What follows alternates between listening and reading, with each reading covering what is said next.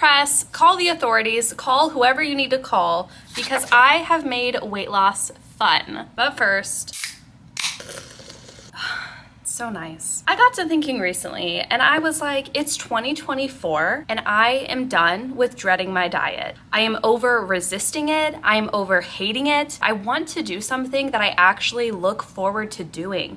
And I feel like that is going to be the biggest game changer of it all. This weight loss protocol in game can help out not only during the weight loss stage, but help maintain it afterwards. You can do this at any point, even if you don't feel totally ready to jump all the way into weight loss just yet. So, how do we achieve this? Part one of part one, the first section of my first chapter here, is going to be something that I will echo again and again and again throughout this video, and that is to celebrate. Celebrate everything. Celebrate even the littlest things. Find ways to treat yourself to make this more enjoyable. The whole theme of this game is to focus on what else you are adding to your life, not just what you lose. This is how we are going to bribe or incentivize ourselves. I suggest that you celebrate yourself and celebrate your wins both during progress, so once you actually achieve the goal or different stepping points to that bigger goal, and also with how much time you've spent on that goal. For example, for how much time you've spent, you could say,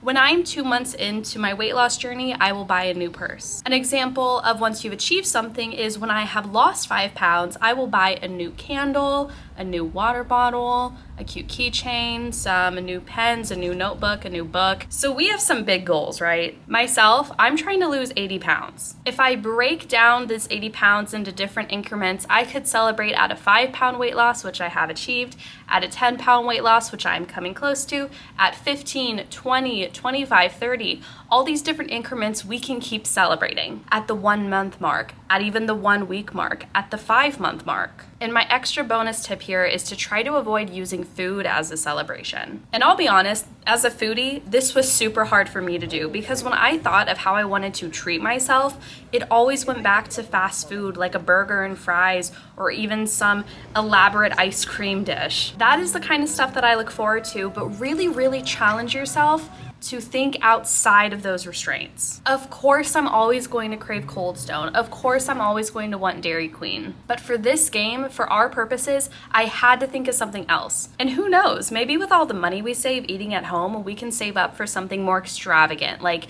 an accessory you've always wanted, like a different purse or a watch. And if you don't have clothes that are going to fit all of your shapes throughout this weight loss journey, you could also add thrifting every 10 pounds that you lose. Part 2 is to identify your points of friction. Think of all the ways that you've tried to lose weight before.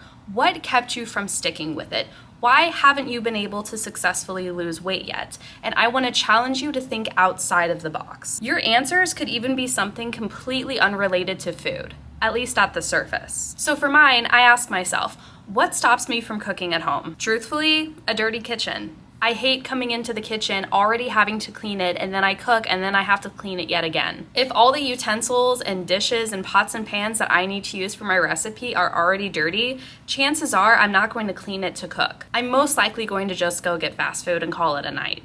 Another good question could be, what prevents you from buying healthier foods at the store? One reason for this could be your history of throwing away food and your fear of wasting food again. Trust me, I've been there before. I go to the store with the best of intentions, I buy a lot of fresh produce, and then I end up not using it. It's not a good feeling. This last one is probably the biggest one that most people can relate to. Why can't you skip fast food? Or why can't you skip your sugary morning coffee run? First stop of the day was, of course, Scooter's coffee. It's a tough question. My answer, and I bet there's a lot of truth to it for other people, is that it's the only treat that I would give myself all day. When I was working dispatch and I was working multiple 12-hour shifts in a row, the only thing that I felt that I had time for, and the only way I could show a little bit of self-care, self-love, was to go through a drive-thru. And honestly, a lot of mornings, it was the only thing that would get me out of bed and get me going and get me to work, was that I was looking forward to my morning treat. This second part is crucial to understanding why you make the choices that you make. It's so simple to say, just skip the fast food, just skip the sugary coffee, just eat the fresh food that you buy, or just clean the dishes and make your dinner. That's a very easy answer that entirely misses the point. Weight loss as a calculation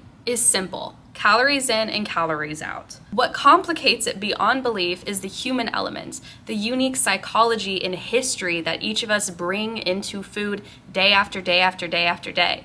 Every single meal we are facing these same questions, these same deeper motives and incentives and reasons why we choose the way that we choose. We all are bringing our own unique history with food, even family's history with food, to the table every time we are going to make decisions about what we eat. It's the deeper psychology, this bigger reason why that matters so much. I believe the hardest part about the second step, but what makes it that much more important, is how many people try to not think about it.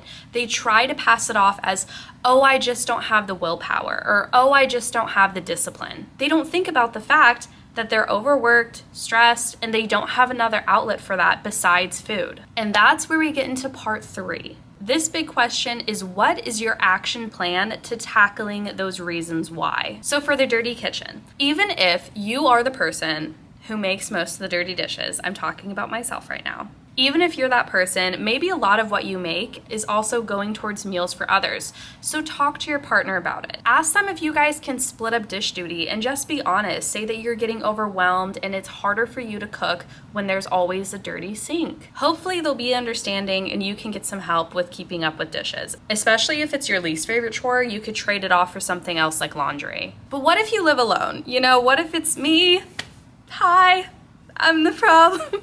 If that's the case, then I suggest that you add it to your nightly routine to wipe out your sink. And the reason for this is because if you can wipe out your sink and counters, that means that all the dirty dishes are in the dishwasher. Any clean dishes are put away. Any hand washables have been washed and are put away. You have a clean kitchen if you can wipe out your sink and wipe down your counters by the end of the day. Make it one of the last things you do before you start your bedtime routine. You're not gonna dirty another dish and you are done for the day. The kitchen is closed, as my dad used to say. So what about the fear of wasting food? I suggest you set aside a half an hour whenever you can to find recipes and make your grocery list.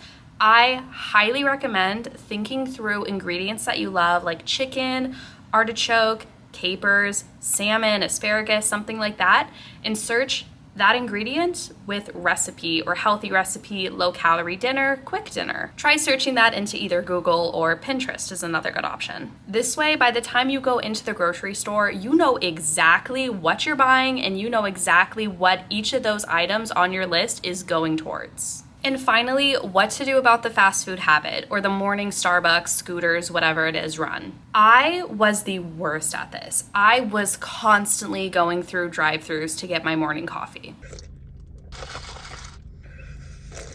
Oh my God. I cannot even begin with how good that is. What finally helped me quit that bad habit was to start to either make it at home or buy a smaller size through the drive-thru half the time. Start with this little baby step. Every other day you buy a smaller size than what you got and you're gonna slowly taper down.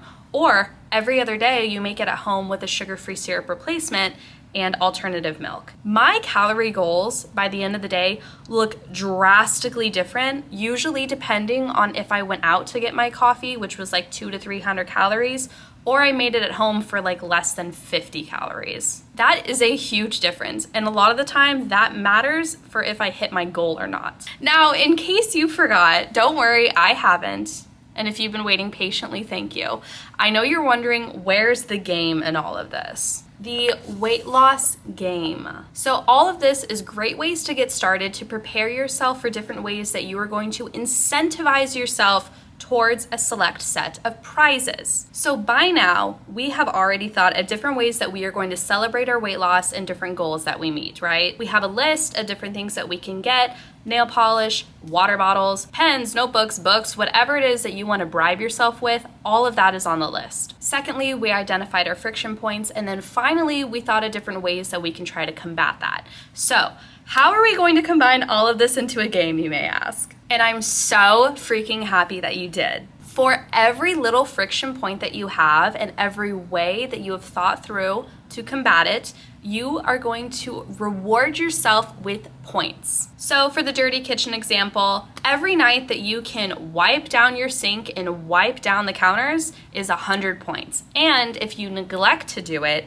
you lose 50. One of my friction points that I didn't touch on earlier, but is a very, very real one for me, is my hygiene. If I already feel like my hair is greasy or I just don't feel as clean as I would like to, the chance of me working up a sweat is 0 to -100. It's not happening. So to combat this, I have assigned to myself to shower daily. And if I shower, I get 200 points. And if I neglect to shower, I lose 100 points. Remember all of the different things that were holding you back. So when you spend that half an hour looking for recipes, reward yourself 50, 75, 100 points for that. When you go to the grocery store and stick to your list, give yourself 200 points. But if you go to the grocery store and you buy something off the list, maybe something that's higher in calorie, you know it's junk food, let's just call it what it is, then you lose 50 points for each one. Play this game with every little spot of your life. You can play this game with either the bigger picture, the very specific to goal reasons that you have, or you could play it with something like flossing, because who flosses regularly? Like I said in the very beginning, give yourself every reason there is to reward yourself with points. You woke up on time, 50 points. You went to work, 500 points. I also recommend to reward yourself for streaks. So once you have gone 1 week in a row, wiping out your sink and wiping down your counters every night, you get a bonus 200 points. Let's say you went a whole month sticking to your grocery list and meal prepping and making everything at home. That should be like 1,000 points. That's a really, really big one. If you do end up having to throw away any food that you bought, weigh it on a scale, and every gram of fresh produce that you wasted is another point lost. There need to be some consequences to this. You can't only reward yourself. I think that you should give yourself a smaller deduction for when you fail to complete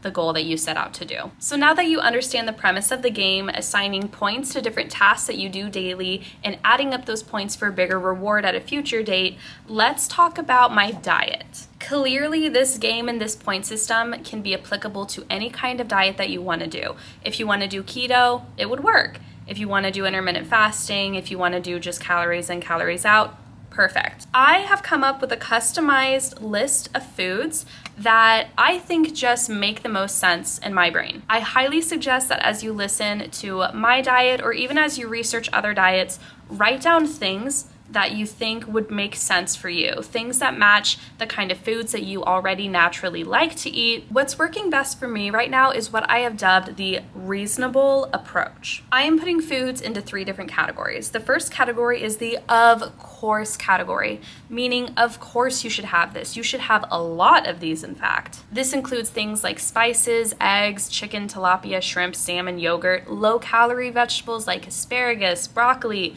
Brussels sprouts, lettuce, spinach, kale, squashes, tomatoes, etc. Basically anything low-calorie, vegetable, high fiber, lean proteins, super, super yummy things. Of course you should have a lot of that. My within reason category is things that I do want to keep adding to my diet, keep having in my diet, but when I add it, I scale back a little bit. I don't go too overboard with them.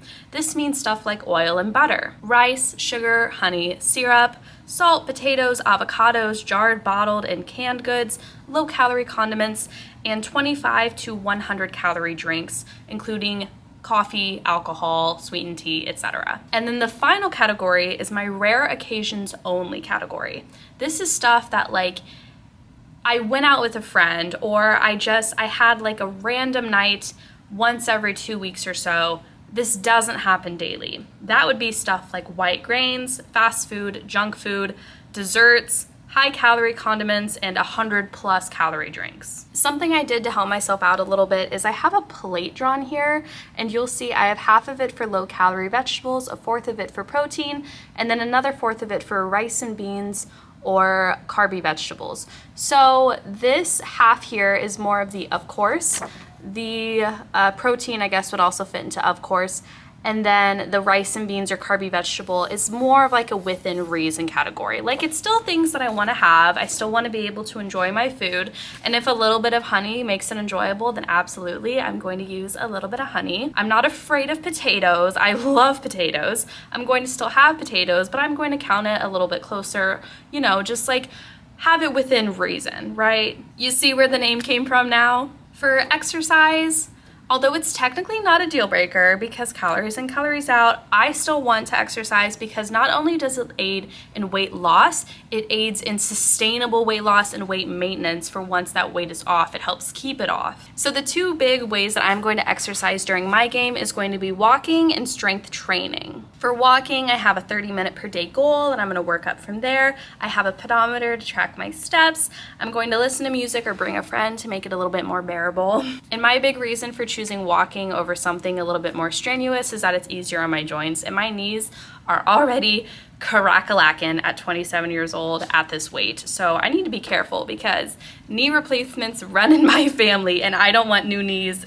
within a decade, okay? And finally, for strength training, I want to preserve and build my muscle, and I want to appear leaner with larger muscles and more definition by the end of this weight loss journey. Combining everything together and everything that we learned about the game and now the ways that I'm going to lose weight, I could tell myself that for every serving of my of course food, so every time I have eggs, chicken, or tilapia, or every time I have Brussels sprouts, asparagus, or kale, I'm gonna reward myself 50 points. I think within reasons are going to be a draw. Like, it doesn't add points, it doesn't subtract points. They're there, they're nice, I just don't overdo it. But if I have a rare occasion food, then I'm going to deduct like maybe 150, 200 points, which brings me into the premise of the pause. Say you're playing the game and things are going well for a few months, but you have this like maybe big party coming up, maybe it's a wedding, maybe it's a getaway, it's a vacation, and you really, really just want to pause the game for a little bit. You absolutely can do that. You should pause the game. So if you do choose to pause the game, I would prepare for it ahead of time. Meaning if you want to pause, it has to be planned like at least a couple days in advance. Like, this is something that you've been looking forward to doing. You don't just pause the game because one night your friend invites you out and you decide, forget it, I don't even want to play this game anyways, I'll just pause it, get drunk, and be hungover for a while. No. You still have to be accountable for this stuff. You still have to play the game even when you're losing. So a pause does not cover just like a random weekend out. A pause is supposed to be for like a bigger event, a bigger trip, something you've been planning for a while. And when you pause the game, you know ahead of time, but then also give yourself a deadline for when the game has to start up again. Another really fun component to this, I say fun, but it's more like a consequence, is bankruptcy. I have some very, very strict rules with myself that if I don't follow it, I go bankrupt, meaning my entire bank of points is completely wiped clean and I start over from zero. Bankruptcy for me is if I go over a day without tracking accurately. I'll give myself one day, I can make a mistake, it's a mistake, I will recover from it and come back. But if I go 2 days without tracking, game over. Bankrupt. Another example of bankruptcy could be if you ate out too many times in a row, if you procrastinate and neglect meal prep for too long. But try not to focus too much on the fear of what will happen if you fail, because trust me, if you make your goals small enough, if you incentivize every little thing that you can, like I told you to, you are going to have plenty of points and plenty of fun prizes to spend it on by the end. So thank you so much for watching, and if you come up with your own fun ideas, please share them with me. I would love to know more, and maybe sometime in the future we can make another one of these videos, have a little check-in, and revise any previous rules that we set. And if you haven't already, please consider liking and subscribing. I make a variety of different weight loss content, including what I eat in a day, exercises, and then topics like this. Thanks for watching.